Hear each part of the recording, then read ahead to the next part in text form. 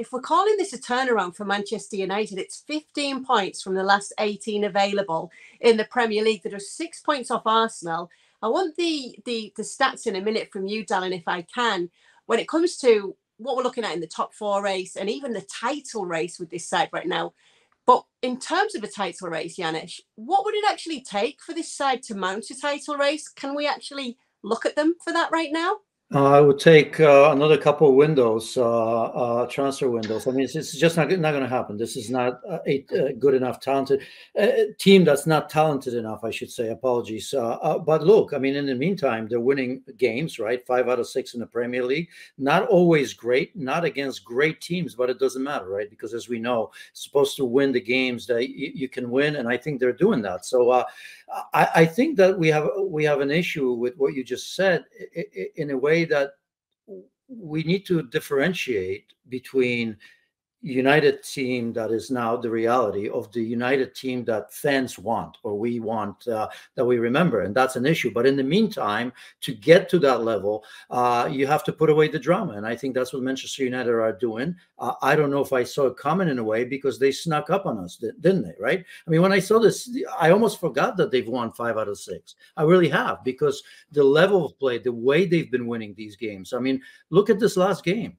I mean, they could have easily lost that game if it's not for a great goal very early in the game. I mean, Calvert-Lewin had 2 or 3 very good chances.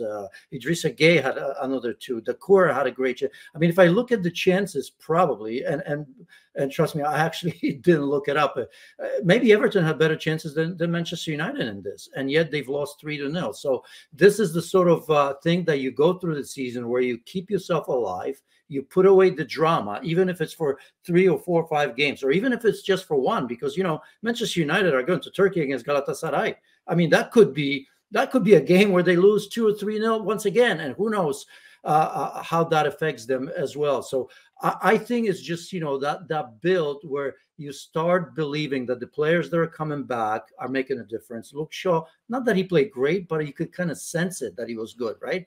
Kay and Don, we were watching Manchester United here in the United States, and we saw Kobe Mainu, didn't we? I mean, he was very, very good. Then an injury, and all of a sudden he comes back and reaffirms what we knew, that he's a very good, young, talented player. And he walked into this game as if nothing happened. So those are the positives. And I think if you're Manchester United, you got to build on that. So top 4, possible. I mean, you know, it's impossible to win the league. Yeah, you were smiling away there, Dalen, when you said 2 more windows at least for that.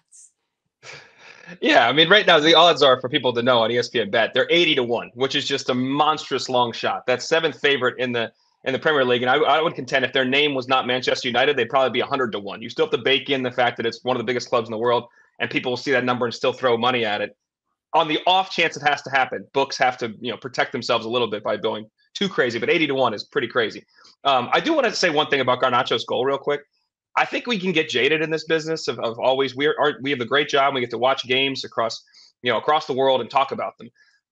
But we got done doing an ESPN Bet show. We're talking about betting and stuff in the United States, and I'm about to do some college basketball shows on Sunday. I sit down and I literally open up my iPad to put the Everton United game on, and as my butt hits the seat, that goal goes in, and I just shot out of my seat. Like that kind of reaction doesn't happen often, but it was like that was so insane. And like the moment that I realized, like, oh my God, I'm on my feet, like cheering a goal that, and let's be honest, I don't like United, but that was just an insane finish that you're just not going to see. That's like an all-time finish. Now, all that said, which is really cool, them winning the title, it's not going to happen.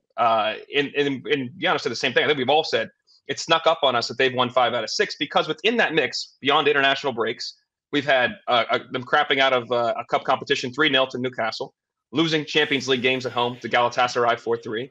That stuff it gets kind of baked into the narrative as we're talking about these games. Now they are beating Luton Town and Sheffield United, and I think Brentford is their only win in that run above teams above 14th in the table. So that doesn't matter. To Janus's point, you're winning games, but it becomes surprising when you have these other mixed in failures, a lot of drama off the pitch, and then you're beating teams you're supposed to beat. So we maybe don't credit you as much as you're going along. They're in a better run of form. They're plus 450 to get in the top 4. That's behind Newcastle, who's plus 160. Newcastle plus 160. Spurs is plus 200. Villa's ahead of them as well in that ranking if you look at it too. So that's 4.5 times your money. I wouldn't take that bet. I still don't think they're going to make it in the top 4 in the end. I think there's too many frailties, too many issues that still could bubble up through the course of the season. They're in a nice run of form right now, but I'm not taking that plus 450. I think there could be. I like Newcastle, especially if Newcastle craps out of the Champions League and gets in 4th in that group. That bet becomes even better to me if they don't have to play in any European competition. So that's where that stands in my mind right now. I'll take that bet on the 4th spot. Okay. Yeah. Okay. Plus 450, Janusz. Throw that money in there. Go ahead. Get it in there, Janusz, especially with as you said, the quiet creeping up. So let's talk some of the positivities, and we'll go back to Garnacho's goal as well. I love that the butt off seatometer. I think that's what we can go by, and I think everyone was off the seat with that goal. But let's start with some of the positives. As I said, Janusz, one thing is Bruno Fernandes. Lots of questions as to whether he was captain material for this side, but we saw a very special moment in this game where he, as a regular penalty taker, said to Marcus Rashford, "You can take it." Obviously, Marcus Rashford's been on a goal drought. What did you make of this? Did you think it showed his leadership skills, or did you think it was a risk? No, it wasn't a risk. I don't know if it was leadership. I mean, obviously, with all the buzz in the press, I mean, it was a good opportunity, I suppose, if that's what he did. I don't want to be cynical about that. I do believe that maybe he wanted to get Marcus Rashford going because he's such an important player who had such a great season last year and is misfiring right now. So I truly believe that somewhere in there. And by the way, we never know. I mean, Rashford could have come over and said, "Listen, give it to me. I need it badly." It's one of those things where Bruno perhaps thought that he was going to take it. So I think sometimes we look into it a little bit too deeply. It came out the way it came out. He scored, and Bruno looks good in the process. And yes, that's what captains do sometimes. But I'm not even 100% sure if he meant it that way, because I tell you, I would have asked him if I were in a position of Rashford, I would have gone over and say, I need it badly. And if it was me, I would have given it to him. So there's a drought broken, but let's get to Garnacho's goal. It definitely got Dalen's butt out of his seat that had just sat back in his seat. What about you, Janusz? Is it like when you're talking about this goal, I even saw in some of the English media saying, is this the Premier League goal ever scored? But is it the best in recent memory for you? I mean, everybody's comparing the Rooney one to Garnacho, right? And it's like picking who you love more, your mom or your dad, right? One of those things. But I think Rooney's. I mean, if I had to decide between the two, for me, Rooney's is more difficult one. And they're both beautiful, and you look at the distance and you say Garnacho, but I think that I mean, power's in the cross and it's coming at you, which is always easier. I remember Nani's ball, where it's coming from behind, when you have to make the cleanest of contacts, because it's not easy to adjust a ball that's coming with a little bit of a spin in from behind. It's much easier to the way the ball was passed to him. So I like that one. Not to mention there was Manchester Derby. It's 2-1, and a lot of people make so much of the fact that he had to readjust and take 2 steps back. I actually think that helped him a little bit. So I mean, both are absolutely beautiful. I mean, if I had to decide on one because my life depended on him, I actually think that Rooney's is better. All right then. Let's talk about more difficult for me. That's it. That's interesting. I mean, the technical breakdown of it, I've heard what you saying, and I've heard some other guys, former players, and I'm not going to step in that space because I've never made a bicycle kick like that, so I ain't going to act like I have. What I will say is neither have I. The place. Well, I guess not many have. The place and time does matter. I mean, playing in the Manchester Derby, that's a big time thing. And I will say this too. I don't know if they run the same ads in the States that they run across the world. That Rooney goal has been in a Barclays ad for the last 10 years, and it runs in games. It runs in random other NBC's the partner that owns it here. Other properties they have, that goal has become iconic, and because also it is Wayne Rooney, a future England captain at the time, I believe. So you have all these different elements in that goal. The Garnacho goal was it was a shocker. I do think just watching where it was coming in and how he adjusted his body, it was bananas. And it's not that you expect that from Rooney, but he's Wayne Rooney. It's a little different than when Garnacho, a young guy, makes that kind of play, who's shown, it fits and starts this year, quality, but that was a whole different level. Real quick on go ahead. No, I'm just saying a ball coming from behind is much, much tougher than a ball that's coming, from the front of you. That's just simple techniques. And again, I don't want to take it away from Garnacho. Real quick on the Bruno Fernandes thing, Kay, I do think it's interesting, with leadership, part of being a good leader is taking risks. Like those things are not inherently mutually exclusive. So I think it's strange that people say, well, is it a risk or is it, because I feel like that conversation has been part of it. Like, did he put his team at risk? Well, yeah, that's sometimes as a leader, you got to take some gambles, take some guesses, and you have to imbue your team or your company or your partners with confidence. And that's what I think he was doing there. If in fact, to Janusz's point, it was, if he went that way and said to Rashford, go ahead, or even if Rashford said to him, you're still saying, I believe in you, because it's a 1-0 game right there. And to Janusz's point, if you look at the expected goals, they were really close. Like that, like Everton should have scored at least once. That game should have been different if they put away some of their chances. So that was on knife's edge. It wasn't like early in the year with Arsenal when Kai Havertz was really struggling, and obviously we'll get to him in a little bit. But they gave him the ball in a game where they were destroying Sheffield United, I think, and they gave him, it was up 3-0 or something. Like it was a pointless, not pointless. It had value for Kai Havertz, but it did not put any question in the result of the match. This was different, and that's why I think there was some risk in that, but in that does show some leadership and does show some confidence building in your team. And Rashford, and just to add quickly, Rashford is a very good penalty taker. So true, yeah. Okay, well, let's talk about Spurs and what's been going on with them, because there's a question as to whether they've been regressing, whether they're losing steam, whether they're running out of steam, especially with the injuries that have been piling up as well. That's now 3 straight Premier League defeats, Janusz. What do you think of it? Is this a drop-off? Well, it is. But remember, on one of the very first few shows, I talked about what happens if James Maddison is out. Now look at the amount of type of players that are out in this one. So it's no coincidence. That's just reality. Reality bites. And it's also not a coincidence. It happened in that Chelsea game that had so much controversy and a lot of injuries for them, a couple of red cards, if I remember. So, this is a consequence of that in a way, that certain things it's difficult to fill in, even though Ange, I think, has done a tremendous job. And in that game, should have won it very, very easily. So I think that he's got a lot of credit in the bank already, Ange Postecoglou, and I think the fans are enjoying it. I think that obviously it's a drop-off, but let's be honest. Nobody expected a start like that. I mean, if they lost a couple games early on, nobody would have said anything. We'd be here talking about Ange Postecoglou without Harry Kane changing the team. He needs a little bit of time. It's process, right? But because he started unexpectedly well, now all of a sudden we think he's going to be winning every game. And I think, when I look at this team and the decisions he made ahead, playing such an attacking lineup without so many players, sticking to his guns and his philosophy, I think it's wonderful. He's bought into the defense mentality, because they'd much rather come to the stadium and even maybe a loser game like this, but playing like that. Remember, I mean, they had Jose Mourinho and Antonio Conte, who, both managers bored the entire stadium to death. The results weren't there anyway, even though those two are serial winners. So at least you can say to yourself, wow, look at the way we're playing when we're missing more than half the team or starting lineup. That's what it felt like, didn't it, Janusz, with him afterwards as well? He just didn't seem too down at all about what he'd seen from his side in this loss. Like, obviously, going back to the Chelsea loss, as we discussed right here, couldn't really take too much away from that, given the sendings off. The Wolves one, maybe you could pick apart a bit more. But in this one, the feeling was from Ange Postecoglou that he wasn't upset with what he'd seen from his sides. Well, absolutely, because some of the all those disallowed goals, a couple of them, the buildup was absolutely tremendous. And so obviously, whatever he's doing on the training pitch, it doesn't really matter who's in the starting lineup.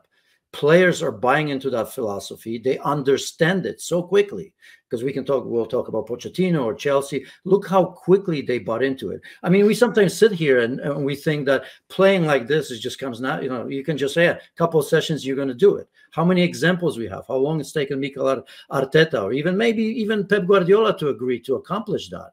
And he's accomplished a way of playing that everybody understands. That's beautiful to watch. That's why we turn into for entertainment. And so I can understand how even Spurs fans can kind of overlook it, because there's always that hope, thinking when we come back, when we get the players, we can return to that. And yes, Spurs haven't won in ages, so waiting maybe another season to win something significant or make it to the top 4 in the way that they play, if they continue to play, this is real hope that came up.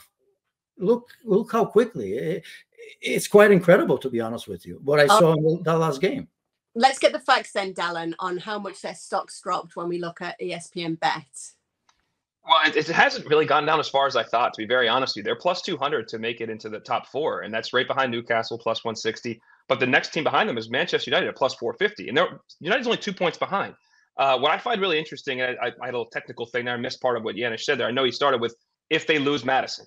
And of course, with him being out, that team is different. That Chelsea game, I think when we look back months from now, and when you talk to Spurs fans, because there's just boiling with negativity all the time and pessimism. I feel like I talked to like 5 Spurs fans after that match. And they're like, we're going to look back at the Chelsea game and that's going to define our season.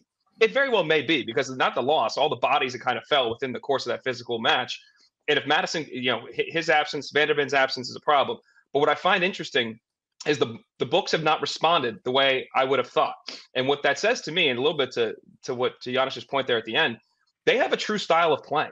And I think that when you do that, you have an understanding of what this team can be anticipated doing long-term with or without their key guys. Will they win enough games to get in the top 4? Maybe. It's obviously a bet, but one that the books think is more likely than a United team that, while they're getting results in the league, still in terms of their desire and how they want to play and having like an ethos and this is what we're going to be, I still don't really know what that is. And even Erik ten Hag a couple of weeks ago saying like, we can't play the way I want to play because we don't have the guys that I would like, essentially paraphrase his comments. That's interesting to me. And I think the line is very interesting too. That's a huge delta, plus 450, 4.5 times your money to 2 to 1 on your money for a club that United is a bigger brand name worldwide, which draws in more money. And Spurs, a team that many people assume will find a way to fail. Being Spursy is a term for a reason. But that is interesting to me. And I think that's part of that's Ange Postecoglou, part of that's the belief his guys have shown and how they're going to play. So maybe there's a predictive way of saying we have a better feel, at least the sports books, of how this team will perform versus United team. It seems like the delta between the up and down is is huge. Let's bounce around then with what's going on at the top of the table, given the fact that we've just seen City take on Liverpool. Don't need to recap the game so much here, Janusz, but what's your biggest takeaway? What did we learn? I still think that Manchester City are the best team in the league. I think in the first half, even though Liverpool had looks, and by the way, I mean, when Manchester City play against anybody, you're always there's an inherent risk the way they play. But you could see how much Liverpool struggle coming out of the back. Some of the Alisson mistakes, are on him, but the pressure. I mean, they had 10 players in Liverpool's half, and Liverpool really didn't know how to come out. Of course, they broke a couple of times. They had some looks, no questions about that, which is going to happen. We saw Manchester City against Chelsea that, at times that risk is not going to pay off.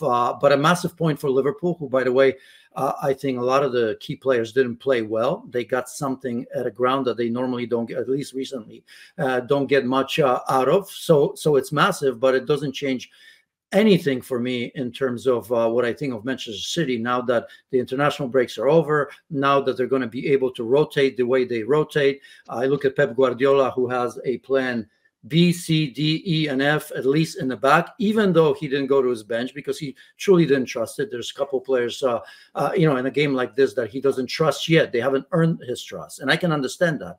But rest assured, when they get going, I think play like Kovacic or Nunez, they'll get going because the team is going to be playing so well that they'll fill in and they'll want to get their minutes and continue to play well. I don't even want to mention Kevin De Bruyne. So in all, you look at it, 2 draws for Manchester City and still absolutely 0 worries on my part. It's going to be interesting. And yeah, I may be wrong for a few weeks, but I think ultimately, I think we know where this is going to end up. Did it change anything title odds-wise, Dalen, this game? Not really. I mean, City's still a prohibitive favorite, minus 160. So that means you have to bet $160 just to win 100 on your money, based on what the books think this team is going to do. Now, granted, earlier in the year they were at minus 135. Before the season, one of the best bets I thought in Europe was them at minus 125. And to Janusz's point, nothing has changed for me, and that's unfortunate to say. As we know, I'm on the show, I'm a Gunners supporter, and they are currently top of the table. But what we've seen from City in the past is the fact that they're able to, when they hit January, they can go on. They did it last year. You go on these runs where they're flawless in the hardest league in the world to not drop a point. They've done it before, and I think they're capable of doing it again. And as they get healthier, and to Janusz's point, the international breaks go away. I know December with the clutter of fixtures can be a little challenging, but as you get to January and February, and the cream usually rises to the top, and they are the cream of the league. And I do think at least this year they will be more competitive down the stretch. I like to believe that Liverpool will be in the mix. I obviously want to believe Arsenal is in the mix. When you look at the betting line for the team to finish second, essentially you can bet without Man City, that's a bet. You're basically looking who's going to finish in second. Arsenal's currently minus 105, so that's almost even money.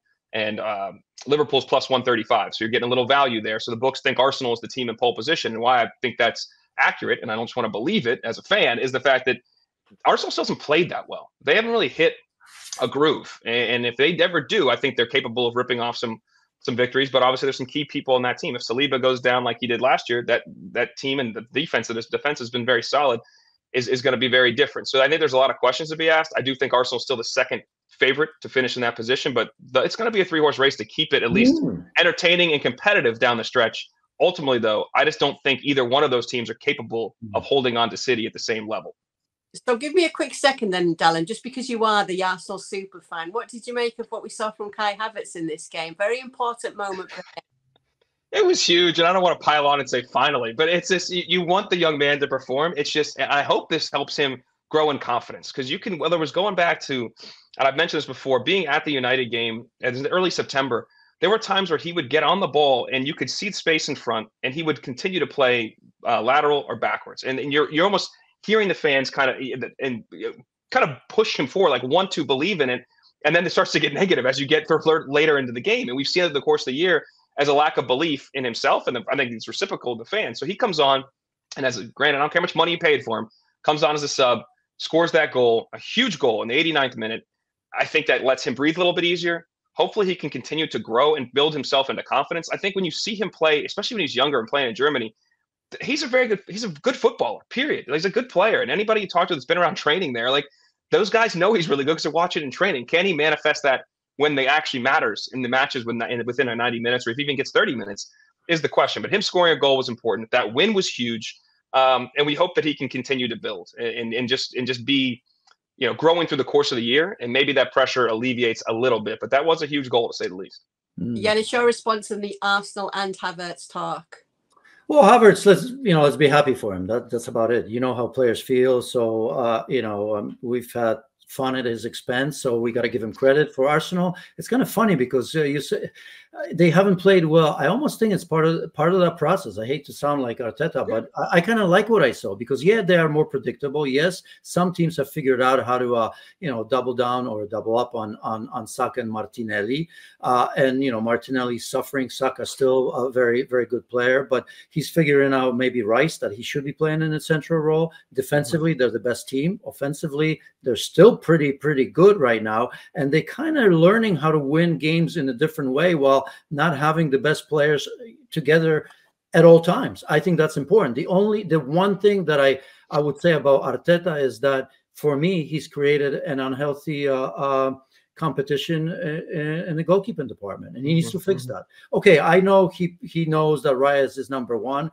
but Ramsdale, I'm not even talking about mistakes, but that's part of that. I think there are a lot of players in that dressing room that probably quietly talking to themselves, saying, maybe they are in Ramsdale's corner, because they're saying, look what he's done for us last season. He's been absolutely outstanding. Maybe they feel that he doesn't deserve that treatment. And I've been part of those dressing rooms where I'd be saying, look what's going on. So I just think that he's got to quickly figure this out and fix that, because even though statistically, as I've said, defensively they're fine, as goalkeepers, I think many can point out towards what they've done, but I think inside the dressing room, that's something that may at times bubble up, and I don't think they need it. And they're top of the league, and by the way, deservedly, because I like the way they win games sometimes where they're not on the front foot.